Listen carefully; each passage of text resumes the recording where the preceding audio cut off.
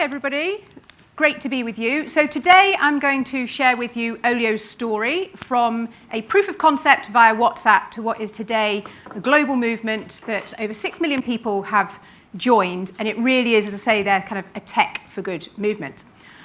But the OLIO story starts here. This is my parents' farm in the middle of nowhere in North Yorkshire. You can see that kind of bottom centre of that image. And through growing up on that farm, I learned firsthand just how much hard work goes into producing the food that we all eat every day, because my parents had no qualms whatsoever with the concept of child labour. So as soon as we could walk, talk, and carry a bucket, the carrying the bucket was the vital bit. The minute we could carry a bucket, we were immediately considered incredibly useful, enrolled into the family workforce.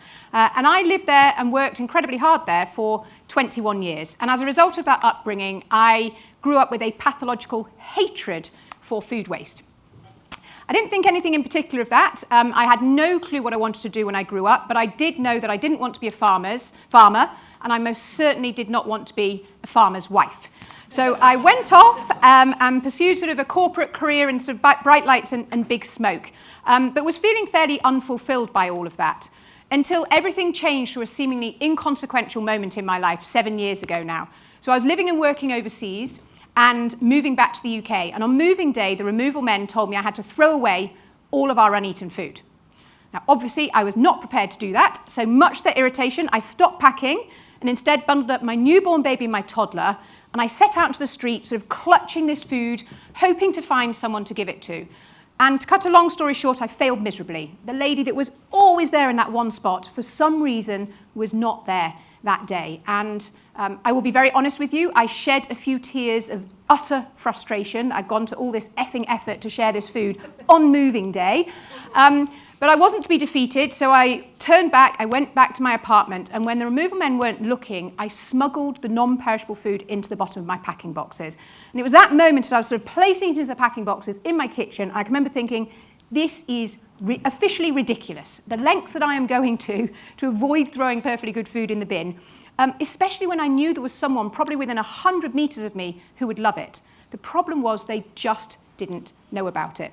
And that was where I thought, why isn't there an app for this? There is an app for absolutely everything, and yet there isn't a simple app where I can advertise my food, whoever wants it can request it and pop round and pick it up.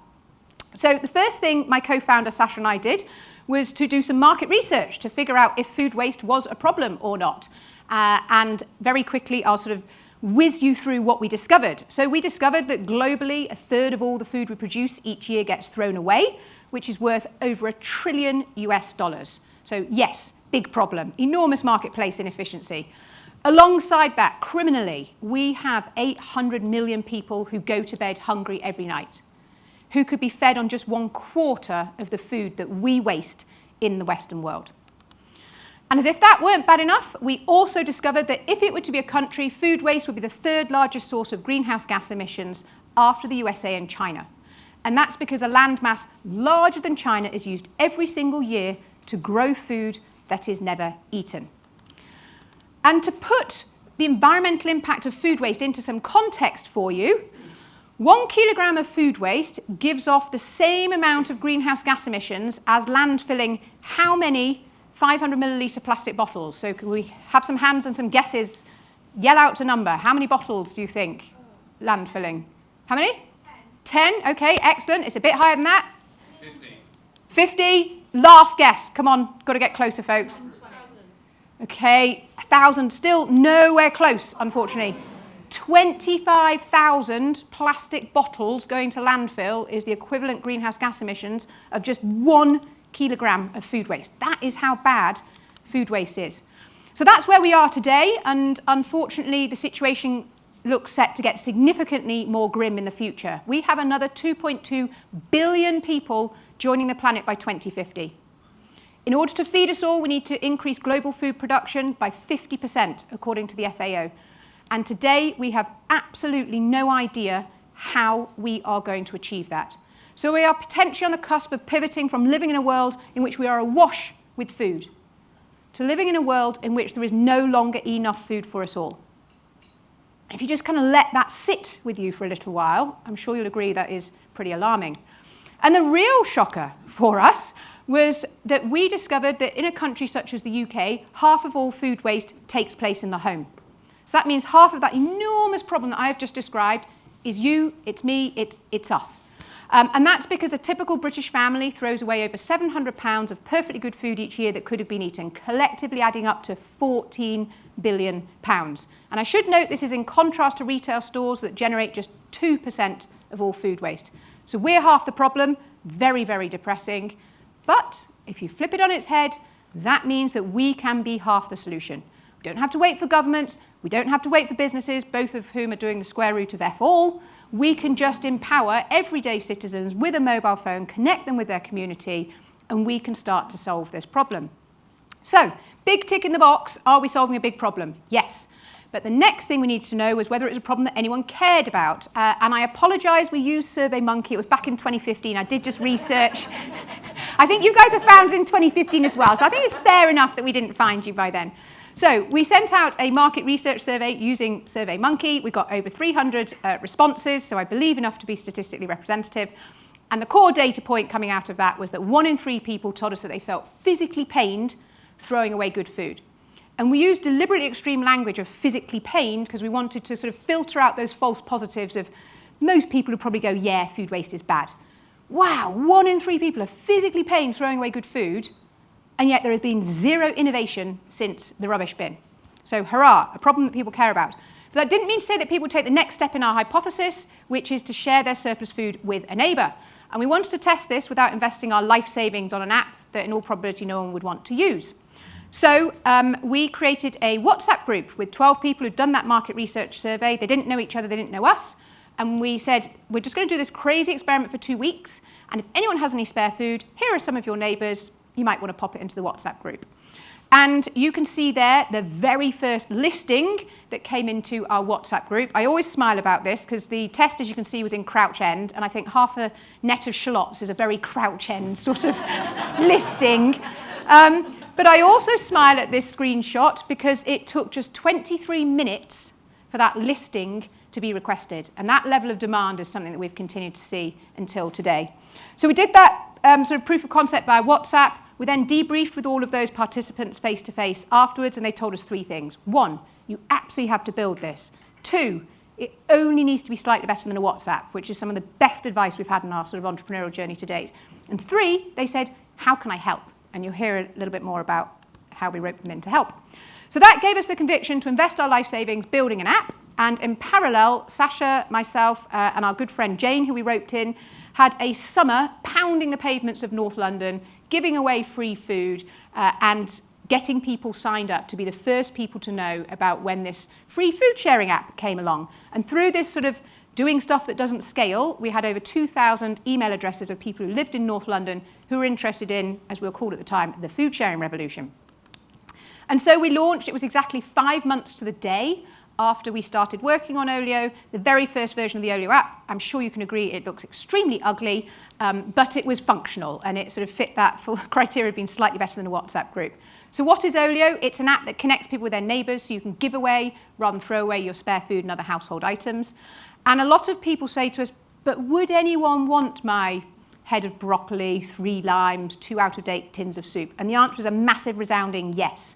Half of all the food added to OLIO is requested in less than 21 minutes, and half of all the non-food listings, so these are everyday household items that are also being given away for free, are requested at the moment, it's in just over 2 hours. So there is no shortage of demand. Our number 1 challenge as a business is supply, encouraging folks like you to take 10 seconds to give stuff away instead of throw it away or leave it gathering dust. So OLIO looks like it's an app, but its beating heart is the community, it's that doorstep connection. We did some research with our community recently, and 40% of them said that they feel less lonely since joining OLIO, and over 40% say that they have made friends since joining OLIO. And this is actually kind of where the real power of OLIO lies. So 6 million people have joined OLIO to date, and how we have achieved that is largely in thanks to these folks. So we now have over 50,000 ambassadors. These are people who are passionate about our mission, and they have offered to help. And so we send them on a digital pathway, sharing content for them to share online in their social and digital networks. And then if they're based in the UK, we also mail them physical posters, letters, flyers. So they're doing kind of hyper-local guerrilla marketing on our behalf in their local communities. An equally important type of volunteer that OLIO has been built by are our 45,000 food waste heroes. These are trained members of our community who we recruit via the app. We train them online on our food safety management system, and we match them with their local business. And so Tesco, for example, is our largest client. And so every week we are supporting 2,700 Tesco stores. And how it works is you'll sign up to be a food waste hero for your local Tesco. On your allotted time and day, you pop out the house across the road, pick up the unsold food, take it home, add it to the OLIO app. Within minutes, people are requesting it, and minutes later, they're popping round and picking it up. And that enables those businesses to be zero food waste locations and to ensure that food is redistributed and eaten by people in the local community instead of being thrown away. And that is how we are mainly monetizing at the moment. We are being paid by those businesses for that service that we provide. And the impact that we have had is absolutely phenomenal. We've had over 50 million portions of food shared. That has had an environmental impact equivalent to taking over 154 million car miles off the road. And we've also saved 7.8 billion litres of water. And what excites me most about these stats is the fact that we are currently doing 0.001% of our potential. And just imagine what we can do when we scale this up. And so that is why we have set ourselves, a bit like Chica, I was like, you've got such a brilliant sort of bold ambition. We've got an equally bold, / some would say crazy ambition. We want 1 billion people to be consuming via OLIO by 2030, so that the world's most precious resources are given away and not thrown away. And the reason for that is really simple. Reducing food waste has been identified by Project Drawdown as the #1 most powerful solution that currently exists to the climate crisis. And it comes above electric cars, above solar power, and above a plant-based diet. However, OLIO is about more than just sort of food and food waste. We are now about sustainable living and community more generally. So I don't know how many of you have heard of the concept of Earth Overshoot Day, but that is the day in the year in which humanity has used all the resources that the Earth can replenish in a year. Back in 1969, when it was first measured, Earth Overshoot Day was the 31st of December. So what that means is humanity used in a year what the Earth could replenish in a year. We were living in equilibrium with the planet. Fast forward to last year. Earth Overshoot Day was the 29th of July. Now what that means is that every single thing that every single one of us 7.5 billion people consumed after the 29th of July last year was net depletive to the planet. I've got a 7-year-old and a 9-year-old, and even they can figure out that this is not sustainable. It just does not add up. Another way of cutting the data is to say, how many Earths would we need if we all lived like a typical American? And the answer is 5. Can't get too smug here in the UK because we'd need 3 planets if everyone lived like us. And collectively, we're living as if we have 1.5 planets. And so that's a big part of the reason why we have recently extended OLIO to be about more than just giving away surplus food and other household items. We are now connecting people with their neighbours so that they can lend and borrow everyday household items too. Because we do not all need a cat carrier and an air mattress and a disco ball and a pasta machine. And it's absolute madness that someone is buying that stuff brand new while someone 3 doors down is drowning in the clutter of their home. So we want to connect people with their neighbours so they can lend and borrow everyday household items instead of buying brand new. And really kind of what we're all about is trying to reinvent consumption. So the current model of consumption is all about buying stuff brand new and then we waste it or we throw it away. And we're all doing that on rinse, wash, repeat. It's linear, it's extractive, it's wasteful, it's impersonal, and it's not sustainable. The new model of consumption that we're really trying to bring to life in the world is about connecting people so that we can utilize the resources that already exist in our local communities. That's about taking what your neighbors don't want and borrowing what your neighbors aren't using. And this model of consumption is one that is circular, it's free, it's local, it's human, it's personal, and most importantly, it's satisfying. And the sort of philosophy that really underpins everything that we are doing OLIO is this very profound belief that Sasha and I share, which is that it was billions of small actions that caused the climate crisis. And so by the same logic, billions of small actions can help solve it. So that is a kind of whirlwind tour of OLIO and our story to date. I'm just going to close out now with a few reflections on how we have sort of built the OLIO brand, which has not been done with any expertise. It's been done very sort of intuitively and instinctively. So how have we built OLIO's brand? I think it's been a really important part of our brand is being bold. We've got a really strong message, we've got a really strong vision, and we're really unapologetic about it. Some people probably think we're crazy, but we think that what we're trying to do is too important to be apologetic. The other thing that we've done is we've been incredibly resourceful. We have spent the square root of nothing to build OLIO sort of to where we are today, and that has really encouraged us to think far more creatively than actually if we've been really well financed from the beginning. And we have experimentation in our DNA as an organisation. The next thing that we've done is we've been really authentic. I think and hope you can probably tell this is very, very personal for Sasha and I. It really, really sort of comes from our heart. And so OLIO, kind of the brand, shows up in the world in the way that we think it should. And that's really, really important. You can probably see where I'm going with what I'm spelling out here.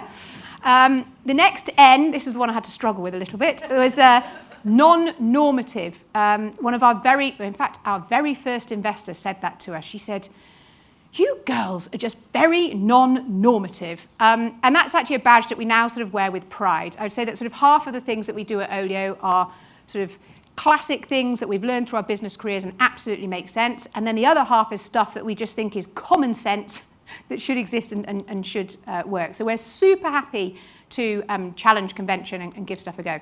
And the final D is devolution. So we really do empower others with the OLIO brand. I previously worked at Dyson and worked very closely alongside kind of James and the team there that have built the brand. And their approach to brand building was incredibly powerful, but very, very different than ours. Very, very closely governed by a tiny group of people inside the organisation.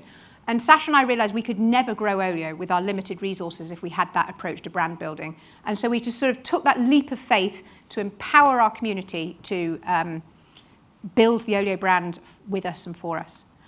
And so we have the ingredients for brand magic, I believe, but we're at a really interesting sort of juncture in our organisation. We've got to cross the chasm from the early adopters into the mainstream. And so we have been working with Attest to figure out sort of where are we today and how are we going to cross the chasm. And this is a part of a bigger rebranding project that is live as we speak. So the good news is we're seen as a very kind of helpful brand that does good for the community and the planet. And actually at this point I should thank Matt, who's in the audience, who helped pull together some of these slides and work with the Attest data. So we're seen as good for the planet, good for the community. But as you can see, we have a ton of work to be done to really penetrate into the mainstream. So we are not seen as being mainstream, as aimed at someone like me, or even as inviting. So you can see the enormity of the task that we have ahead of us. A real focus for us as a business is our sort of core target audience, which is imaginatively named the target adder. That is someone who is going to give something away. And we were really trying to understand what are their sort of personality traits. And so we used a test to figure out how the British population as a whole sits against some core personality traits, which I thought was fascinating in and of itself. So we then compared the population as a whole with who our current users are, our target adders, and then what traits did both groups share in common. And really, really interesting. This was very powerful, and it showed that who our current audience is actually really quite different to who that next audience needs to be. So the current audience, very risk-averse, bargain hunting. Target audience, much more social, much more imaginative. And both groups are optimistic and trusting. And so that's as far as we've got. And we're very, very early in this project. But the end goal, to sort of sit alongside that enormous goal of 1 billion people consuming via OLIO, is that we want to build a global, iconic sustainability brand. Because there isn't one. So there's a big, wide open space there. And that's what we're going to need to do to get to 1 billion people. And that is a terrifying prospect to work on, but myself and everyone at Team OLIO, we take inspiration from the words of Margaret Mead, who said, "Never doubt that a small group of thoughtful, committed citizens can change the world. Indeed, it is the only thing that ever has." Thank you.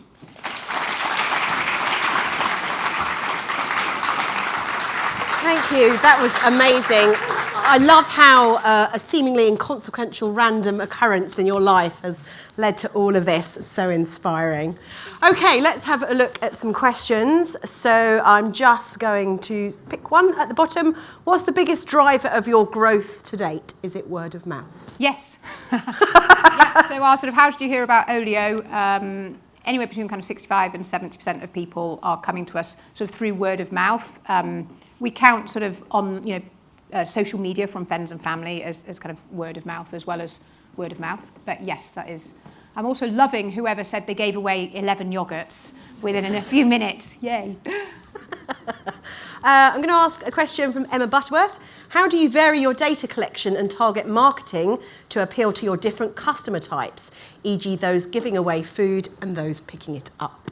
I think the honest answer is we've been really bad at that so far. So we find ourselves in this real conundrum. It is super easy to acquire people for close to nothing with the promise of free food and free household items.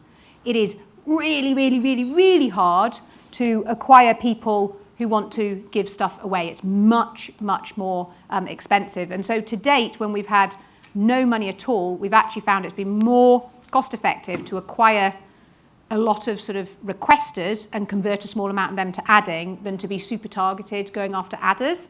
But I think that's also tied in with the fact that our brand messaging and positioning and proposition hasn't been properly crafted and single-mindedly going after the target adder. So that's why now it's part of kind of growing up, right? So we've got to be really laser focused on the target adder.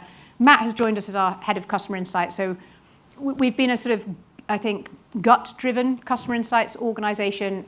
He's bringing a ton of expertise to the table, and that's going to be a really, really integral part of this journey going forward. So combining that sort of customer insight and using that for the brand messaging and proposition, we'll get there.